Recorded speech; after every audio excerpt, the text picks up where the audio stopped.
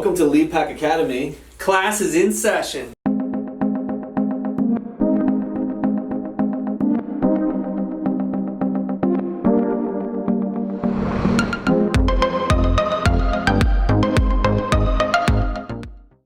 What's up, Alex? What's up, Aaron? So first we're going to recap a little bit about our last workshop. You know, we got a lot of amazing feedback, and we're going to recap for you, and then Aaron's going to give you some really awesome information. And last workshop we began with mindset and psychology. We talked about the difference between an investor mindset versus a survivor mindset. And ultimately, survivor mindset is people that have accumulation as their way of creating wealth. And investor mindset is people that are committed to creating a residual or passive income, right? And we also talked about, we did an example real estate deal of showing 40% ROI. And return on investment. Yes, return on investment. We talked about ways that real estate pays. So real estate pays through rental income. It pays through appreciation of the property, principal pay down, and there's also a ton of tax advantages that's on top of that. So Aaron, why don't you talk a little bit about, the game plan that society has for us? All right, and before I do that, a little backstory. I've been a mortgage broker here in Florida for 15 years. So what does that mean? That means that for the past 15 years, I get to see everybody's bank statements, retirement accounts, credit reports, all of that stuff. And I have to tell you guys that it is absolutely shocking.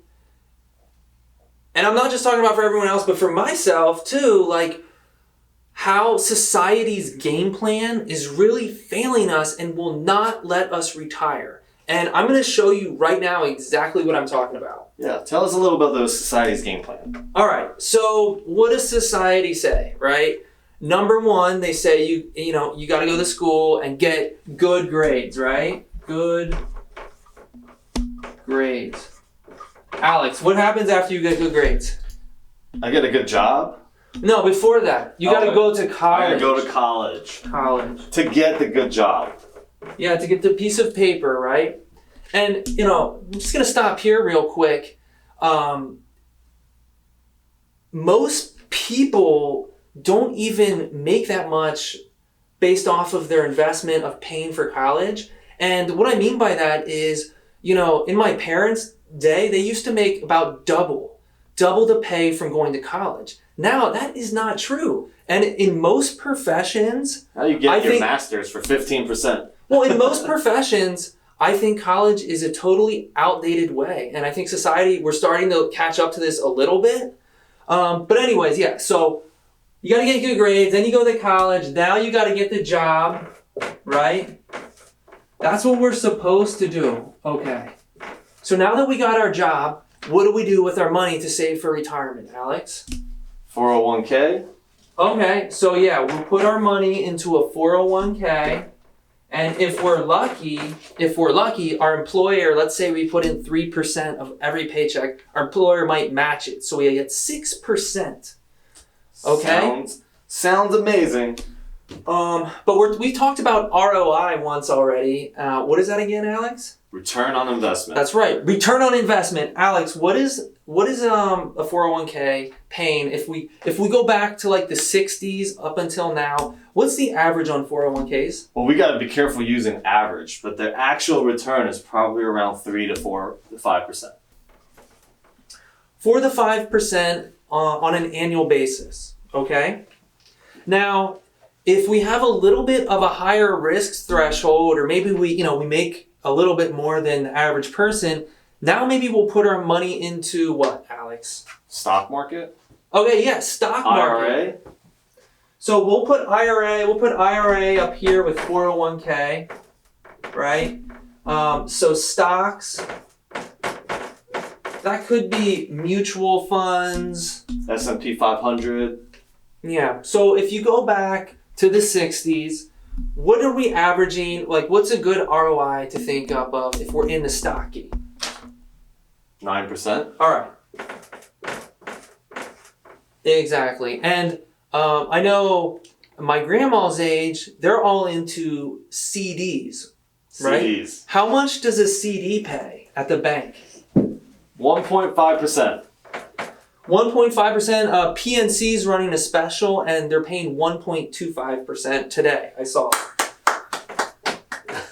And not to say that any of these things are really bad. Like if you have no savings plan at all, by all means, like do something with it. But if you want to create financial freedom and you don't want to lower your standard of living when you're 65 and when you're retired, this is a plan to guaranteed to fail.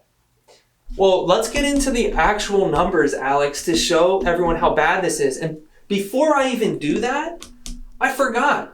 There's something called inflation, right? Inflation. How much is inflation? 3%? I don't know. 4%? Let's say 3%. So really, your 401k, let's say, is maybe given 2%. Stocks are really paying 6%. 7%. Yeah.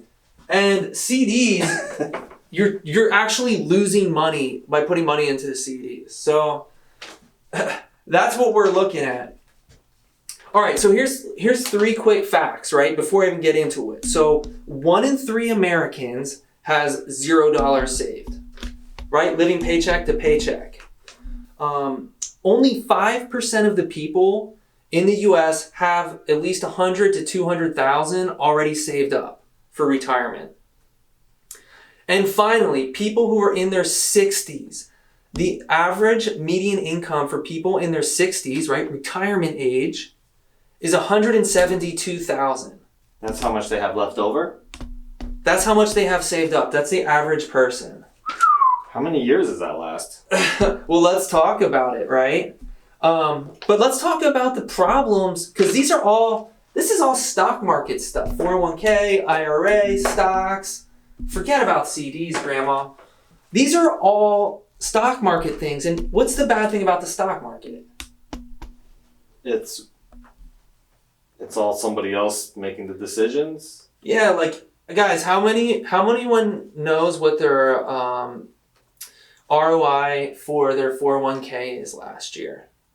Right? Who's making those decisions? Who's investing your money? Do you even know what's going on? And stocks is really all about consumer confidence. It's not solid. It's not concrete. So why don't we just write on the board the percentage that we had on our property from last time? 40%. 40%. 40% ROI. We went through an example in our last workshop, and we showed an example of a property, and it's not even anything amazing. It's not a unicorn property, nothing like that. And we were able to return 40% on that property. Right. So, and just to recap this, the stock market, that can just change and you could lose half of your money like that, right?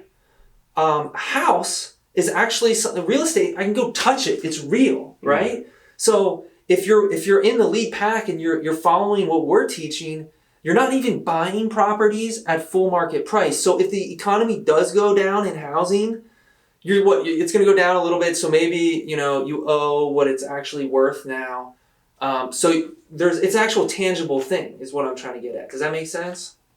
Makes sense to me. But I want to urge you guys, if you haven't come out to our meeting before, we have a meeting once a month at Gratitude Training Pompano Center, and it's usually from 6 to 9. And I'll tell you, the first hour is really for new people, and we're going to go over this in a little bit more detail, and we're going to actually figure out what's your budget, okay?